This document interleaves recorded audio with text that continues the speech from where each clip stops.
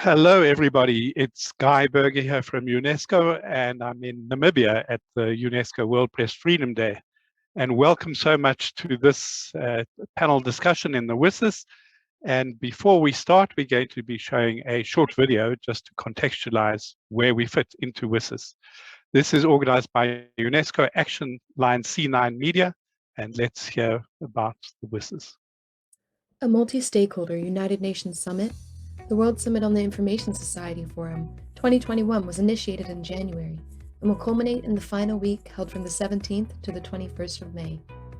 Representing the largest gathering of the ICT for Development community globally, WSIS provides a platform for those using information and communication technologies to promote sustainable development, highlighting the role of the WSIS action lines to achieve the Sustainable Development Goals.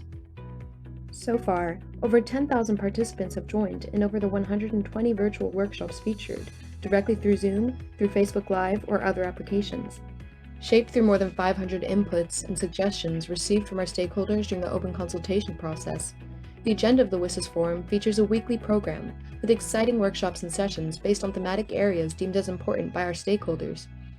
We're delighted to see well-balanced contribution in terms of geographical location, gender balance, and stakeholder type, which has shown the positive commitment towards the WSIS process and the strengthening of the WSIS implementation of activities to achieve the Sustainable Development Goals.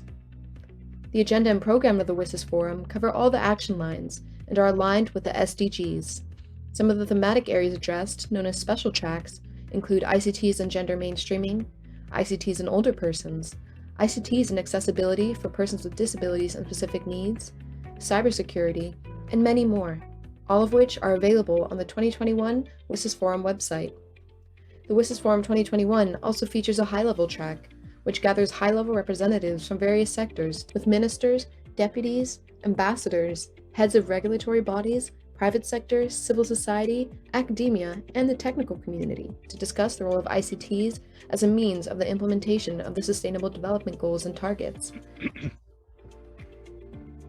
The 2021 WSIS Chairman, His Excellency Mr. Maxime Parshin, and the high-level track facilitators will provide an executive summary of the high-level track outcomes during the final week of the forum, sharing the emerging trends, challenges, and opportunities noted by the diverse group of high-level track facilitators through the course of the high-level policy sessions. The sectoral, regional, and gender diversity of our stakeholders is also displayed in our virtual exhibition space that was inaugurated on March 15th, as well as our various social media platforms. We invite you to follow the WSIS process on Facebook, Instagram, and Twitter for regular updates and exciting news about the forum, such as the fact that we received a record number of submissions for the WSIS prizes this year, with over 1,270 projects submitted and 1.3 million votes that were cast for the 360 nominated projects. Visit the WSIS Prize website to learn more, with the 18 winners being announced during the 18th of May during the special ceremony. We are also pleased to announce that the WSIS Forum special track on ICTs and older persons will be initiating a special prize this year entitled the WSIS Healthy Aging Innovation Prize. Additionally, in collaboration with the Global Coalition on Aging, WSIS is co-organizing a virtual hackathon. With more than 1,000 registered participants, the hack will continue until April. Hackers had the opportunity to meet with experts in the field of ICTs and aging during the 3 mentorship sessions featured.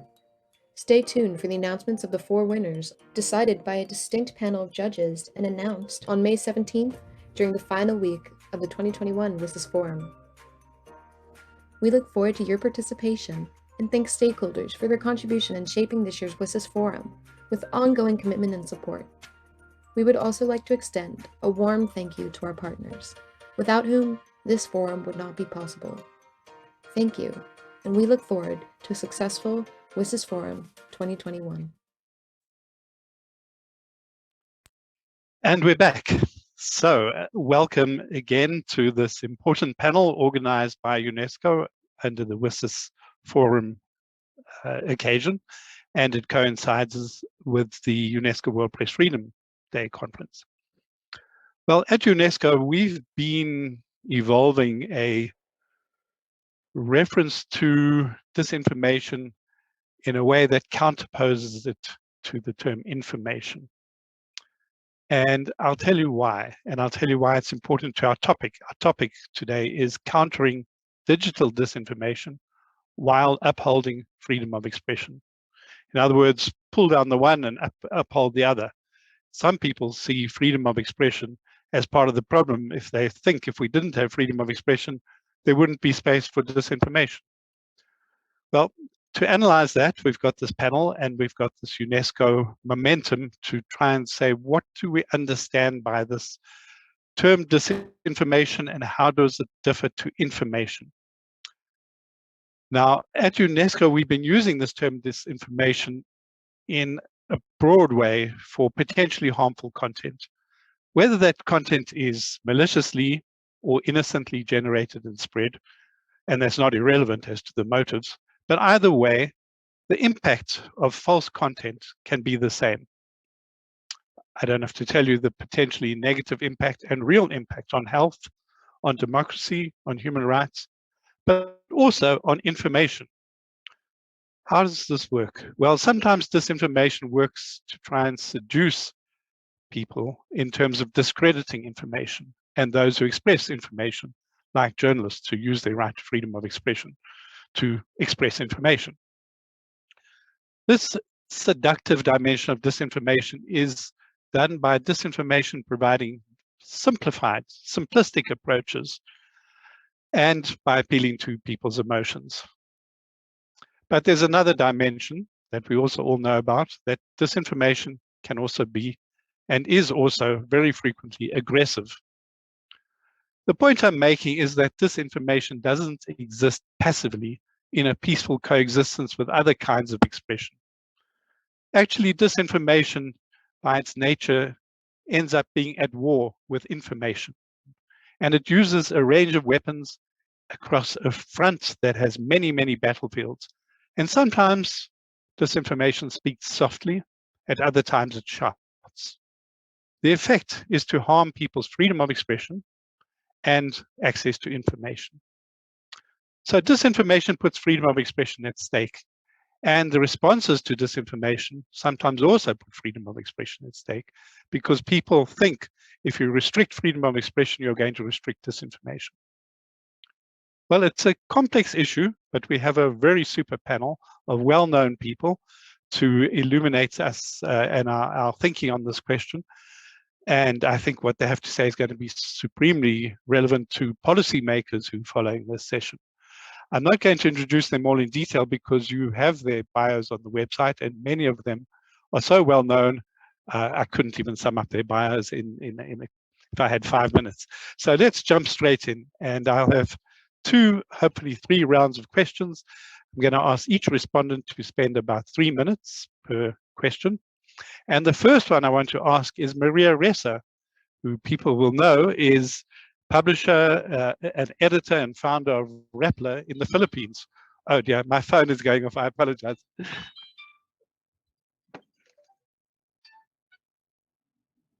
Okay, I should have put my phone on silent. Okay, back to introducing Maria Ressa. Maria, I have to congratulate you because you are the 2021 laureate of the UNESCO Guillermo Cano World Press Freedom Prize that you will receive this Sunday, 2nd of May, on the evening of World Press Freedom Day, which is on the Monday, the 3rd.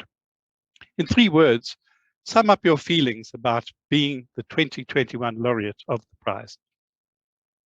You know, I mean, I joked when I first heard to say, I hope this isn't foreshadowing, because, you know, when I was on the jury of several years ago, I always said, yeah, we should give the prize to someone who is free and alive. So I'm alive and I'm free, but I hope that jail and death don't await us.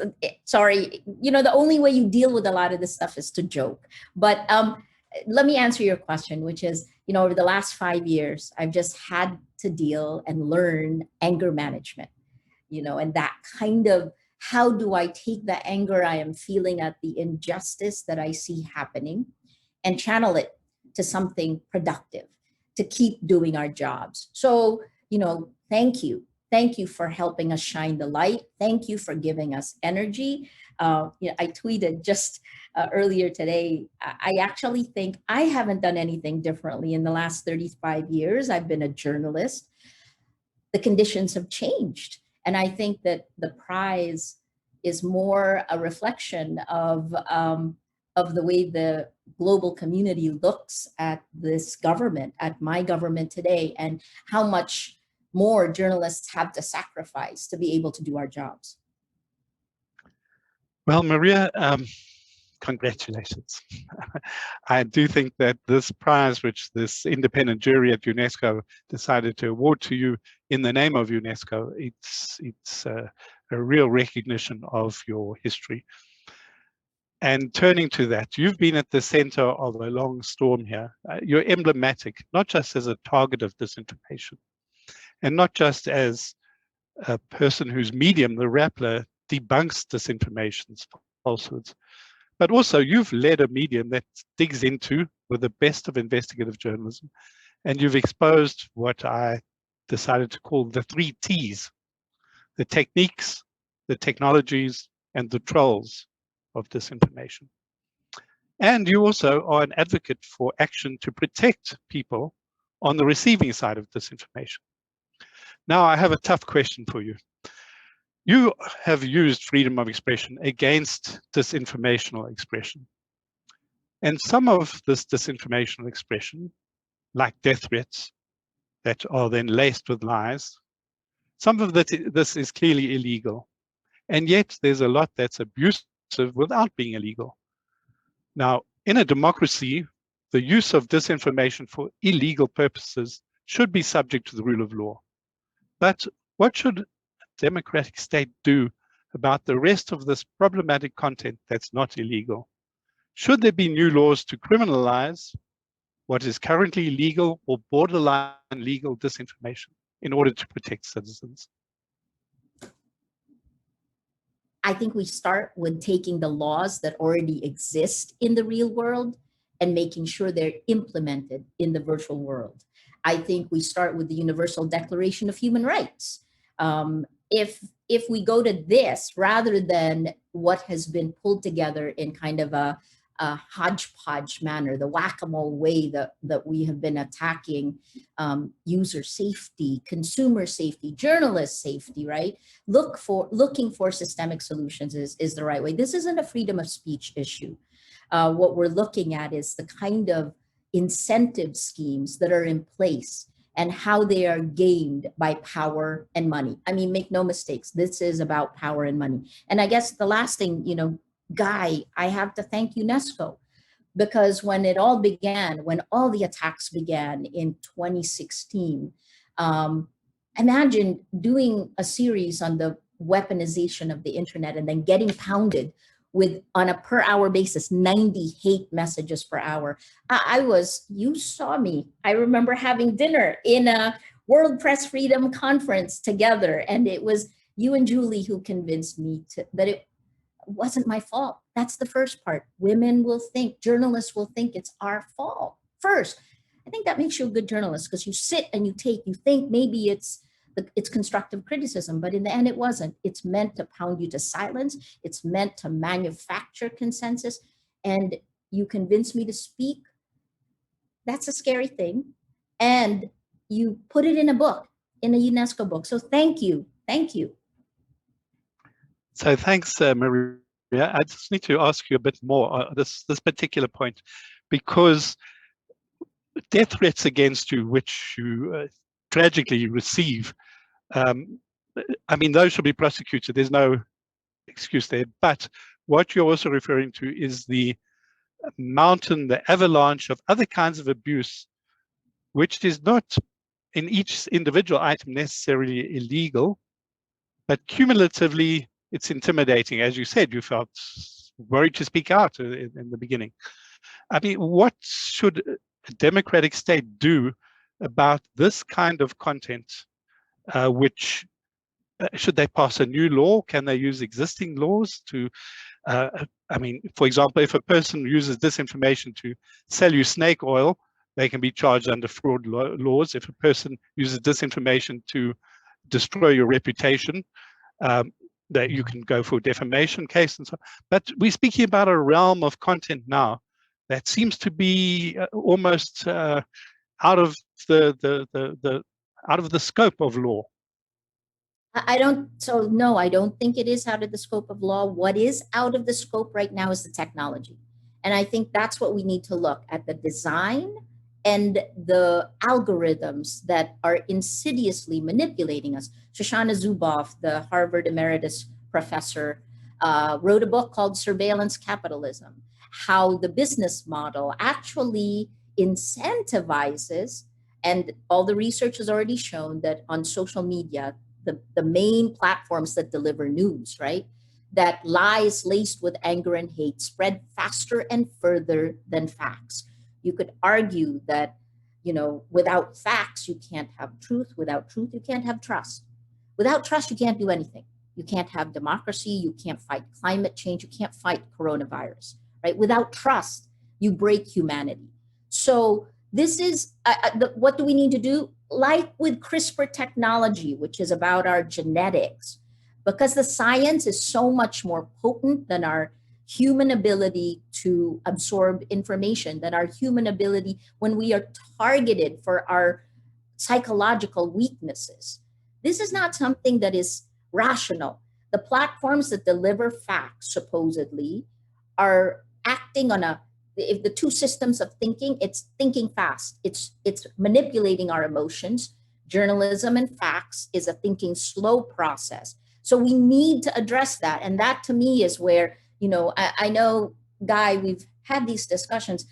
When we first started, I didn't believe in legislation because I thought tech people are like journalists, code of standards and ethics that we will protect the public sphere. Guess what? That's not true. Tech people want to make a lot of money. So, journalists do too, but our mission is clear. I'll shut up. There's a lot more people there. Okay, well, so what I take away just from this point that we've been discussing is that if states are going to deal with this, democratic states, and again, the legislature, that they have a role to legislate vis-a-vis the companies. Which we will unpack a bit later in this discussion.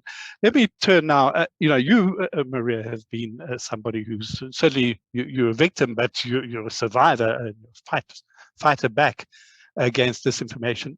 Now we have Ritu Kapoor with us as well from the Quint, outstanding quality news publication online in India.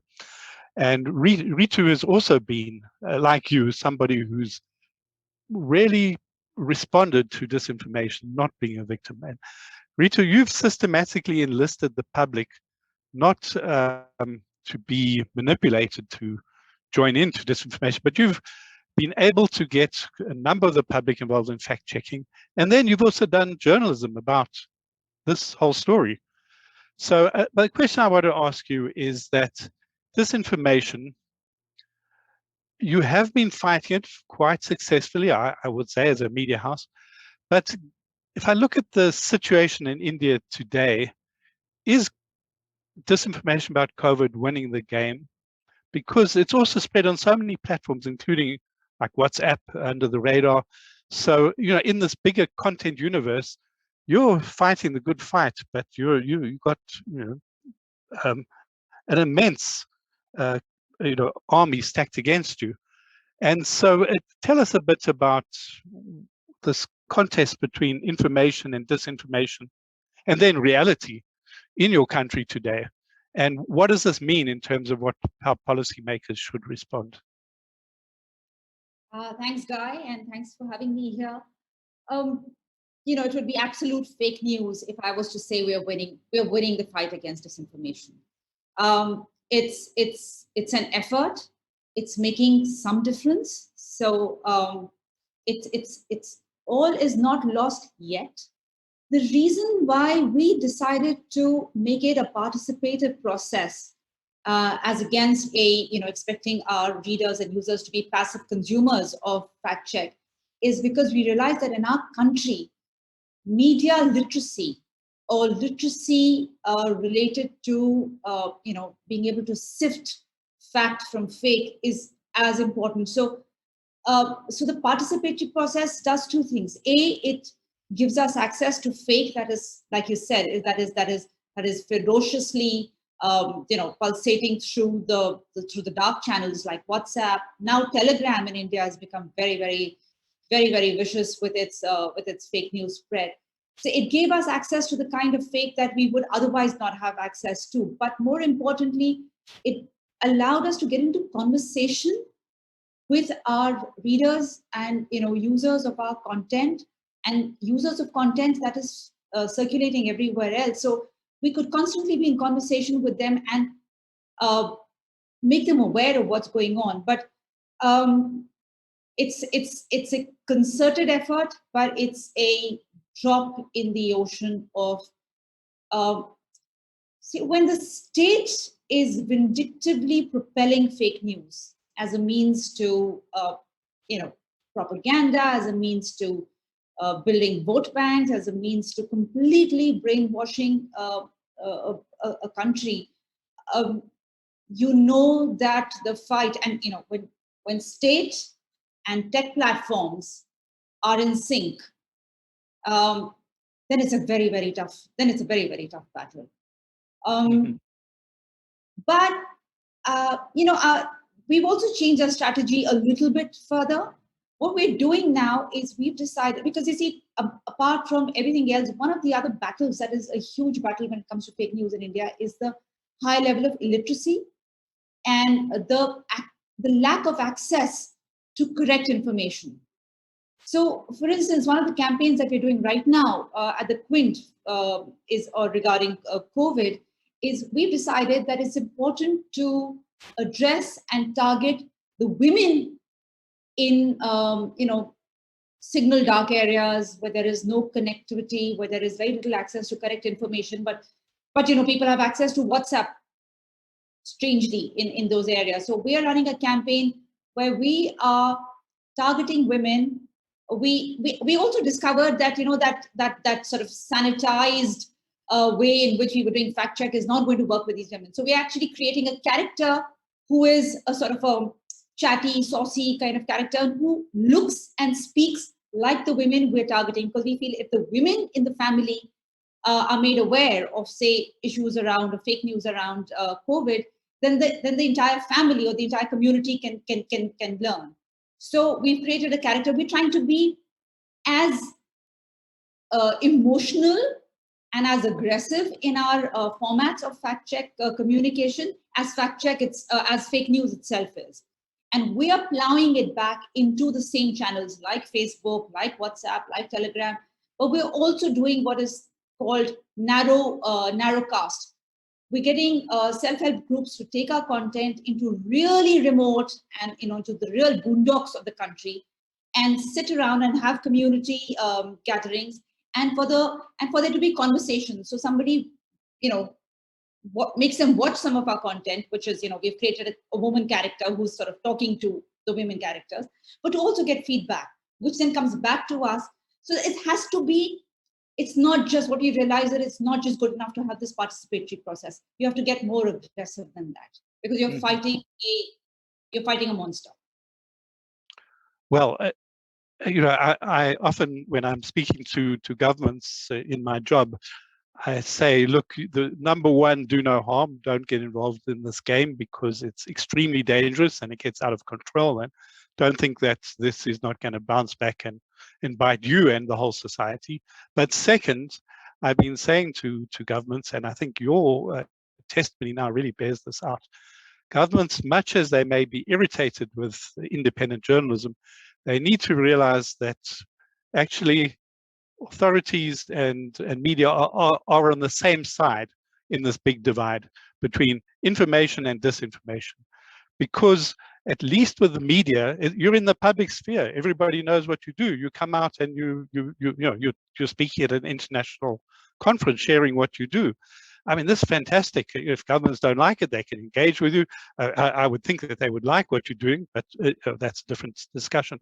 But when we're speaking about disinformation, we're speaking about stuff that's often not public. You mentioned Telegram.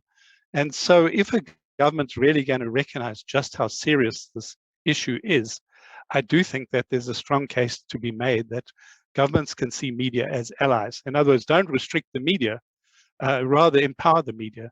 And that brings me to our next speaker, Julie Possetti, because Julie, who works for the International Center for Journalists as research director, you led a study that UNESCO commissioned for the UN Broadband Commission.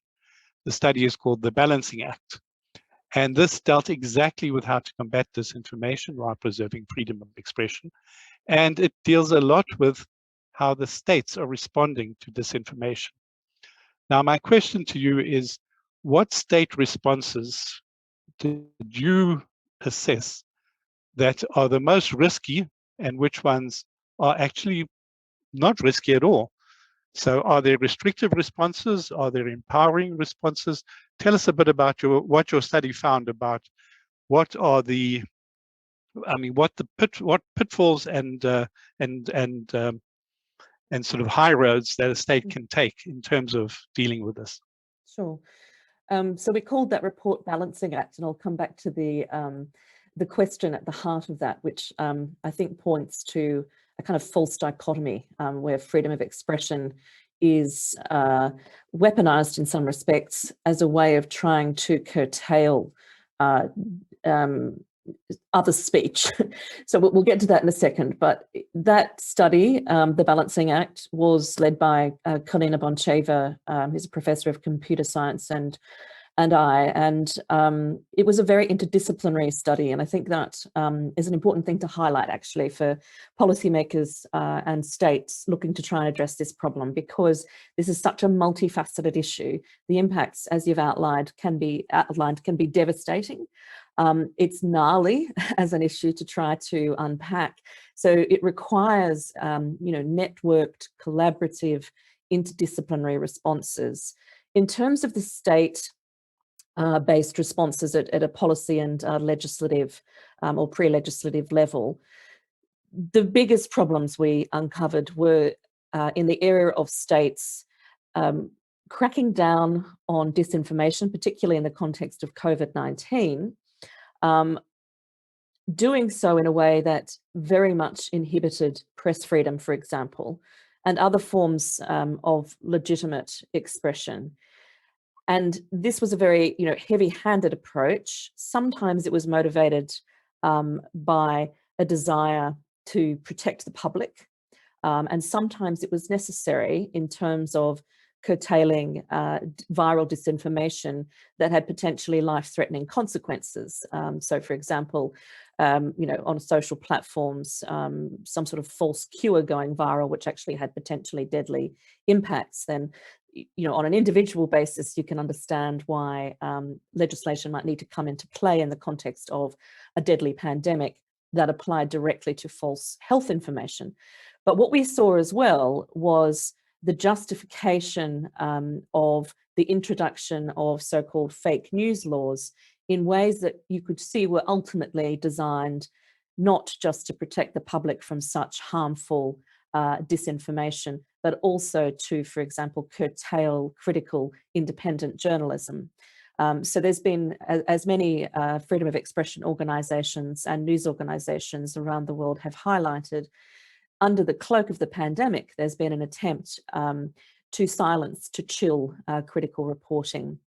And so I'm hesitating slightly because it's really tough. It's really difficult to try to respond in ways that both defend human life and protect people from either false and harmful health information, but at the same time also protect them from real assaults on their dignity that can be associated with disinformation campaigns, particularly, for example, where they attack women journalists or human rights defenders in very sophisticated campaigns. So states at the one end of the spectrum are trying to legislate either directly in the way of criminalizing certain speech, which is always challenging and potentially very problematic.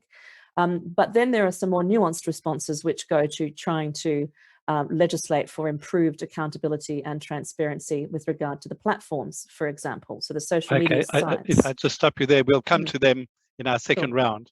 Just tell us, I think you also touch on a few other, as we could say, positive measures that states can take as opposed to restrictive measures. Yeah, well, I would say that those responses which are regard transparency and accountability are among the positives. But the other Right. positives are investing directly in media and information literacy, both in terms of citizens and communities, but also particularly in collaboration with news organizations. And separate to that is investment, hopefully through mechanisms that allow for ongoing independent editorial judgment, but investment in funds, for example, that support independent journalism. So it's a two-pronged approach. You need to both address particularly dangerous disinformation if we look at the pandemic as an example that's in some ways easier to respond to, but also to support people like Maria and Ritu and others around the world who are trying to produce information which is fact-based, which is about the public interest, which is about ensuring information in the public good is able to be dispersed and accessed and understood and engaged with. But one thing I would caution is that this has to be a holistic approach. We can't just shift the onus to citizens. This is about the nexus, that involves technology, that involves governance, and that involves critical independent journalism along with media and information literacy. Okay. Well, thank you, Julie, for setting that out. Let me turn to our next speaker, Dr. Sylvie Briand, who's a director at the World Health Organization. And here you have an international organization in the UN working closely, of course, with national health ministries, and now information issues, disinformation issues have come to the fore with the pandemic. And the one is very, well, amongst many significant contributions that the World Health Organization has made is to put on the table this concept of the infodemic. Can you tell us a bit about this concept, and can you then also just tell us about how serious and how dangerous is health disinformation really, and are there some examples of that? Yeah. Good morning or good afternoon, everyone. I would like to thank the WSIS Forum 2021 for the invitation, and also highlight the great collaboration we had with UNESCO since the beginning of this pandemic on this particular issue. So for us, infodemic is a tsunami of information, some accurate, some not, that spreads alongside an epidemic of disease. And we see this with every outbreak. It's not specific to COVID-19. We see this also with Ebola, with yellow fever, with cholera, with any kind of outbreak. We have this tsunami of information. And what we learned from our experience in epidemic diseases is that you cannot eliminate it. You can just manage it. And our aim is really to learn how to manage it better. But it's difficult because what we have seen during this COVID-19 pandemic is that the infodemic has been unprecedented.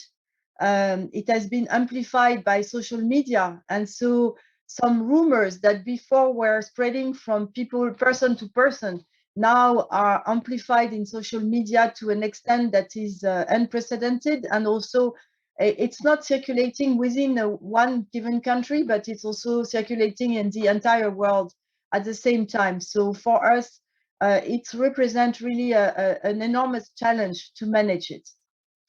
You were asking me about the impact. So the impact of infodemic is first that it's on health directly, and infodemic can kill. We have seen some advertisement for treatments that in reality were poisoned. And for instance, in Iran, there have been 700 deaths reported due to the use of methanol as a miraculous cure of COVID-19. But in reality, it killed people. But there are other effects of the infodemic. In particular, because infodemic fuel distrust. And, for us, trust is very important to respond to epidemics. Because if people don't trust the interventions, and don't want to comply with the recommendations, then it's very hard to stop the transmission of the disease. So trust is essential, and anything that fuels distrust will potentially harm the response. And during this pandemic, we have seen that mistrust, for instance, has had not only it was mistrust in health authorities and questioning the interventions, but also it was also mistrust in expertise, mistrust in science, and mistrust in governments in many places. So it's really a challenge as well to deal with this mistrust, because, as you know, it takes a lot of time to build trust, but the mistrust is very fast. And the last point I would like to say on the impact is also that it has fueled stigma as well. And this has been amplified by the echo chamber that we see through social media. For instance, we said that the transmission was mostly affecting elderly. So in some countries, we have seen also a polarization of the society and drift around age groups, for instance. And so it has, in many places, also undermined the cohesiveness of the society. So it starts with health, but in reality, the impact is on the entire society. Thank you. Well, thank you for those comments. You know, at UNESCO, we take freedom of expression in the literal sense of the Article 19 of the Declaration of Human Rights, which is expression, but also it's a question of access to information. And it seems to me that governments, with your support, Dr. Briand, governments are realizing that they have to improve access to information, especially about data in the pandemic. Because if governments aren't transparent, then who should the public end up trusting? And maybe this pandemic will create a bit of a legacy where governments first refrain from disinformation, but secondly, where governments become more open in terms of proactive disclosure and also in terms of responding to requests for information. And even if government information is not always as accurate as one would want, if its provenance is known, that this comes from the government, at least that's something in the context that people know this comes from government, as opposed to all this other stuff where they're not sure that's where it comes from. You know, there's a claim. You know, I know somebody whose uncle is a nurse in a hospital somewhere, and this is what they are saying. So I think that we really can see governments stepping forward, and we would encourage governments to step forward on access to information, not just in health, which is so important, but more broadly, because as you said, also this impacts on a lot of other issues now. It's procurement, for example. It's even on the pricing of vaccines, and you know, there's a whole realm of information there that's needed. And if we don't have information, well, you know, rumor, gossip, all kinds of malicious and mischievous content can circulate. Let me move on to Dr. Yemisi Akinbobola, who's co-founder of African Women in Media. I'd like to ask you, your organization has been researching recently with UNESCO, and particularly UNESCO's program, IPDC. You've been researching how African women journalists are dealing with the pandemic, and you've been also helping to train African women journalists about understanding the science around it. And well, given that the science is changing, the science is not always true information or false disinformation. Well, then it's not science, but sometimes people are presenting disinformation as science. But in between the known and the unknown, also the known truths and the known falsehoods of science, there's a lot that's unknown. And so I think it's very important that journalists know this, and they're not pulled into a thing where they're reporting something as scientifically proven or something when it's not, or something that's basically, you know, nonsense, but they're presenting it as science. So I wanted to ask you, how do you see journalistic expression being strengthened, especially if it's going to compete in a world of so much unreliable content, including content that's not even gender sensitive? Thank you very much for having me, Guy, and it's a pleasure to speak amongst the distinguished speakers here. So like you said, my organization, African Women in the Media, worked with UNESCO last year to do some research on the impact of COVID-19 on East African women journalists specifically. We also did a second research. We looked much broadly at the challenges that women journalists in 17 African countries were facing generally. And in that first research, the findings ranged from discrepancies in terms of job stagnation and salary, and disparities between men and women in terms of distribution of job roles, issues around sexual harassment, bullying, sexism, racial discrimination in the case of South Africa, and also the lack of kind of HR processes and gender policies or the implementation of these, which means that things like maternity rights and opportunities for growth to leadership still are very much discriminatory. And I note that the WSIS has diversity in media ownership as part of this media action line. So in that research on the impact of COVID-19 on East African women journalists, there were three top kind of areas of impact. So first around working hours and assignments, second around salary cuts, and then also we find that majority of our respondents were generally being placed on unpaid leave or losing their jobs. Also pregnant women journalists, for example, they were being placed on unpaid leave rather than being asked to work from home. Now, generally, we saw that there were newsrooms that closed down or had certain operations closed down, and that salary cuts was across the board. But in response to our question on who was most affected by loss of jobs and salary cuts, 52% of our respondents said it was the women that they work with, compared to those as 4% that said it was men. So therefore, it wasn't surprising to find that 85% of our respondents didn't feel secure in their jobs last year. And also, there was the issue of gender role assignments with preferences for male journalists to be the one going out in the field to report on the pandemic. And so there was that impact on the potential gender lens that these journalists could have put on the reporting on the pandemic. And also because they were being asked to work from home more than their male colleagues, they were relying more on online research, online press briefings, and interacting with their male colleagues online, which in itself presented its own set of challenges. So all of these matter in this discussion on how to mitigate disinformation, because we have a whole section of the media industry whose working environment is not enabling enough and has the potential to limit the ways in which they can meaningfully contribute to mitigating this infodemic, particularly in terms of the ways in which they can bring that gender lens, like I said, and the perspective of women's rights issues and women's issues as related to the pandemic. Mm-hmm. Well, I think that's so important to speak about the importance of supporting journalism, supporting women journalists. As you said, this pandemic has seen huge issues with women journalists, so their voices and their contribution actually being put under huge stress, people losing jobs. And so this is definitely an area that needs attention from anybody who's concerned with this. Now, I want to move on to our focus. As I said, we're going to look at the internet companies, but I also want to signal and recognize that there are audience questions that I don't think we're going to get to because time is running out.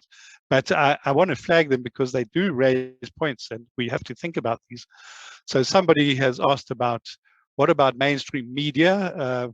How much are they involved in this dirty business of disinformation?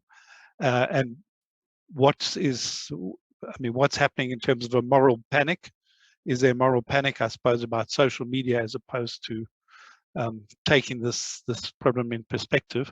I mean, I do hear, just in response to that question, some people say, oh, well, there's just disinformation is a tiny sliver of content in the ecosystem. The problem is this sliver of content can be quite poisonous. It poisons the whole well. So I think that even if it's small, it is something to panic about. Well, that's my personal point. The next question is, how does disinformation interact with national, local cultures? Can there be global solutions? Good points also. And then we also have a comment, how does the infodemic interact with inequalities? When there's who can the public trust when you have such inequality? Well, these are great points, but I wanted to address this question because we're at WSIS, and WSIS is about these ICTs and those who develop and roll them out and use them and make money out of them and provide services and so on. So to Maria, now I have to ask everybody, please, just to answer in 2 minutes, otherwise we won't finish in time. Maria, WSIS question. The problem of these vectors by which we now sit with the scale of disinformation in an unprecedented way, is the problem the technologies, or is it the companies that control these technologies? And can the companies become more part of the solution than the problem, or the technologies become more part of the solution than the problem? How do you unpack the two aspects? Technology, company. So again, I will talk about, I'll compare it to the medical, like CRISPR technology, right? The technology is there, but there are guidelines. Most Western countries cannot create a human from scratch, cannot cut away parts of who we are, including disease, right? Some of that is illegal. So the same thing needs to happen in the information ecosystem. It is the companies right now, because they designed it. They designed it for maximum profit. And that's why it goes back to power and money, right? And who is exploiting this? I mean, let's talk about the infodemic. There's stories that just came out in the last 2 days, Russia and China coming out on vaccine diplomacy. There's vaccine disinformation. And then there's a study that just came out on AstraZeneca that the 3 countries that had bots and were involved, networks of disinformation were involved in the AstraZeneca on Twitter, were India, RT, Russia, and Saudi Arabia. Right? So these all come together. It is power and money. So states want power. If they are not democratic enough, they will take the scorched earth policy to manipulate the tech. Meantime, the tech platforms have designed their platform for maximum profit, manipulating us as a byproduct. So that's why the entire, I think I'm a big fan of looking at all of this, putting regulations in place, because the main casualty is trust. And without trust, you heard this from me, you also heard it. I mean, without trust, we can't do anything. And I think this is the year to do something about this. Last thing is, one of the things you said is, look, I think that the platforms, the social media platforms, and let me turn positive, what they've actually shown us is that humanity globally, even as the information operations are trying to pound open the fissure lines of our societies, the social media platforms show us that humanity, we all have far more in common across countries than we have differences, because they're working on our biology. So that's a plus side. Now we need to catch up and put guardrails on power and money. We got to stop the impunity. Okay. Just very quickly, the tech companies say if you put restrictions on them, it will slow innovation.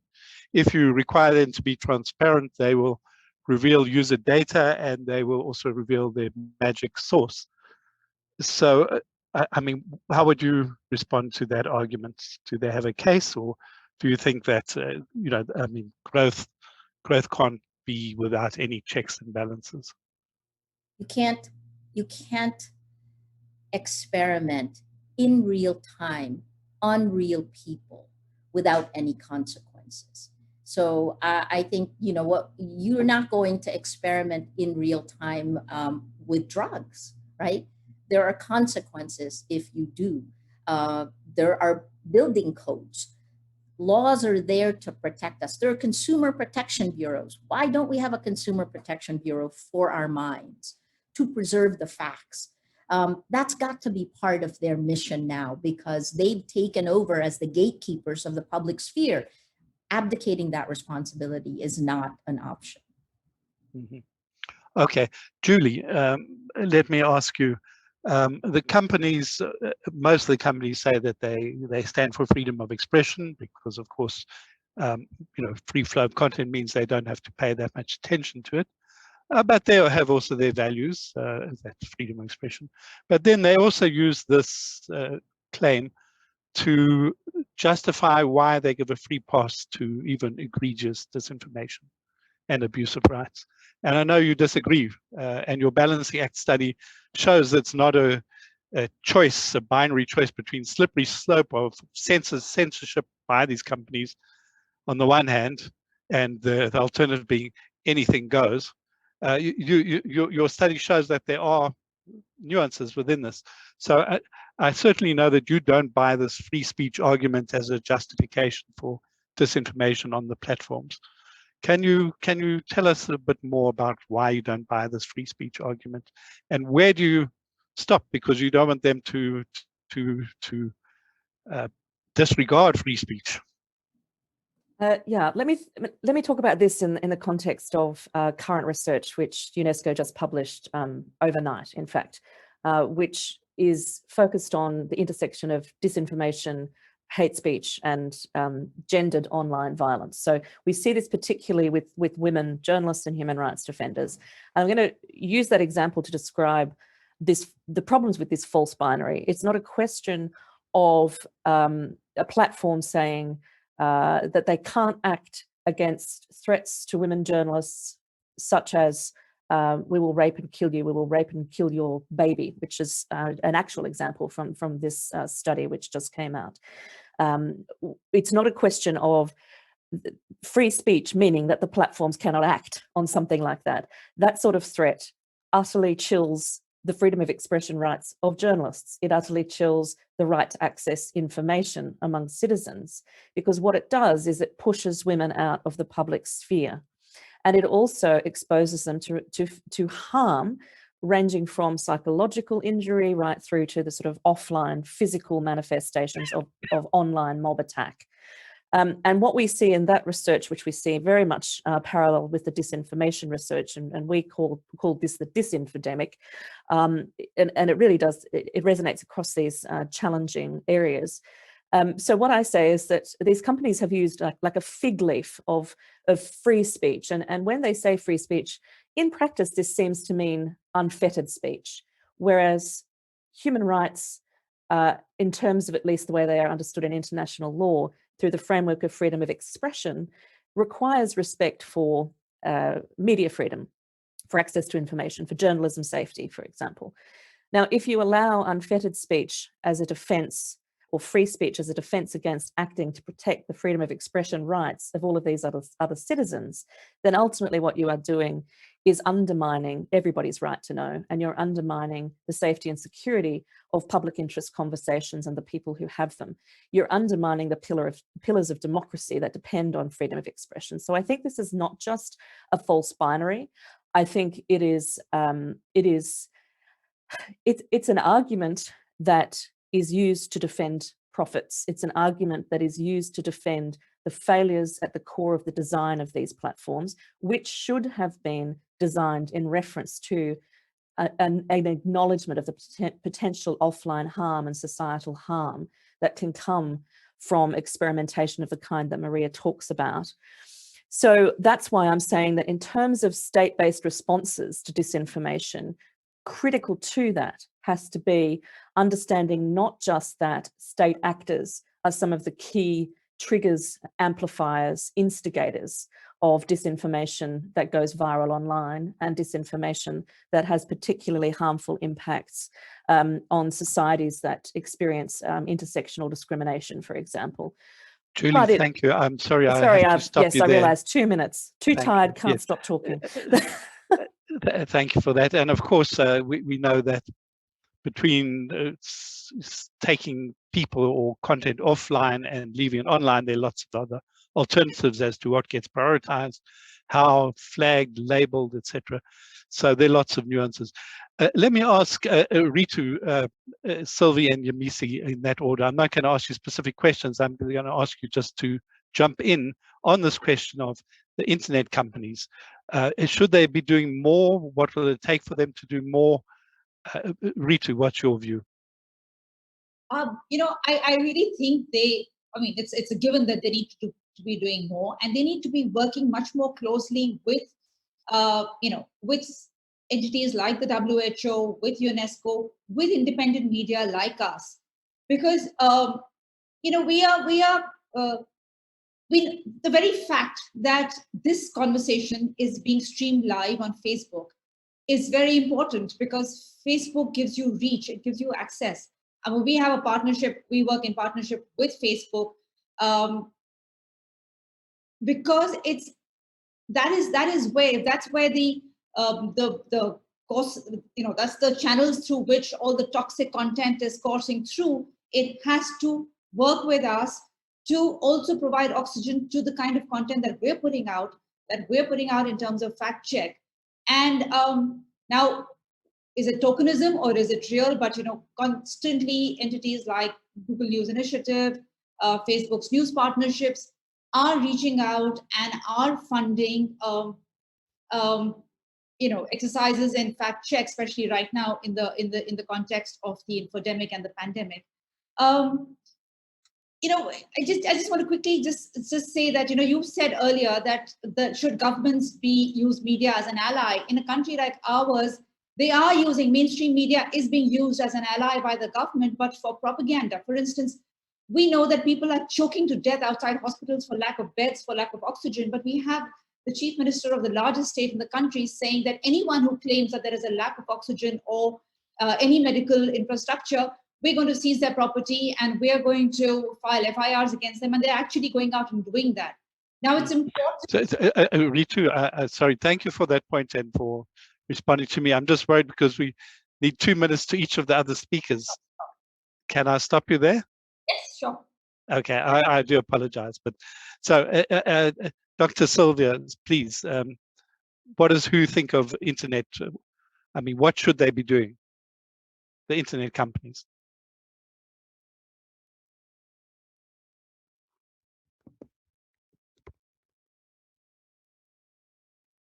So, thanks. Epidemic and pandemic are characterized by two things: it's fear and uncertainty. And we have seen in previous outbreak that this makes people more vulnerable to misinformation and disinformation, because they are in this mode. And so that's why we, since the beginning of the pandemic, we had contract with those internet, social media platforms, to make sure that they can push good information, or at least verified information, over the disinformation. So we had good collaboration in this respect, but it was really to make them part of the solution, as you said. But it was pro bono at the beginning, and then they started to ask for having different kind of relationship as the pandemic was unfolding. So, but still, I thank them, because I think they have been very helpful. But for the future, I think we have two asks for them. The first ask is, of course, that we can freely push accurate and verified information. I think it's important, but also we would like to have free access to the information that is online, because we have now developed tools. We call it here. It's a tool to listen to conversation on the internet, so that we can understand not only what are the concerns of the population, but also their sentiments vis-a-vis the content. So because this is very helpful for us to adapt our information and provide them in the right format at the right time, and also the right information responding to their concerns. So this is the kind of interaction that we would like to have. Great. Yemisi, please, your view, African media women, on what should the internet be doing, the internet companies? Yeah, I mean, from my perspective, looking at women in media, I would say that you often see policies that are dealing with journalism and safety of journalism online separately, and women separately. I think I would like to see a lot more of bringing these together in policies, so that Twitter, Facebook, even organizations like WHO, when they're developing policies around this, have been more deliberate about how to specifically support women journalists. I think alongside the usual kind of reporting mechanisms, they can do better at things like tracking perpetrators, but then also working more closely with media organizations. I think from the perspective of women journalists, the organizations they work for have a duty of care in terms of safety in the workplace, and that workplace also now includes digital platforms. And so there needs to be more a more proactive approach in working with media organizations and in training as well. And don't forget the psychological effect of all these online threats, what the impact it has on the individual person. And certainly the onus shouldn't be on the women journalists themselves to address this. And I think more broadly, how quickly we can get to the other side of this depends on largely on the part of the world you're in, which is why some of our colleagues so far have talked about the experiences in their countries. In many low-income countries, we're still dealing with other issues around infrastructure, connectivity, digital literacy, and so many other things. So I think there's that need for a global collaboration in tackling this. In Nigeria, recently we've seen. Sorry, I know you got less time. Yeah, I'm sorry. Now I see I'm on the hours. So thank you for those. I think those were really useful thoughts. Dear listeners, the World Press Freedom Day is being streamed live from Namibia. We have an interesting discussion about transparency of internet companies on Monday morning, including an interview with the deputy head of Facebook by the former UN Special Rapporteur on Freedom of Expression. So the debate continues. I want to thank you all, and I want to especially thank our speakers who really threw light on the subject. And before we go, we'd just like to take a moment to thank the WSIS Forum 2021 partners. So over to Control Room in Geneva. Thank you.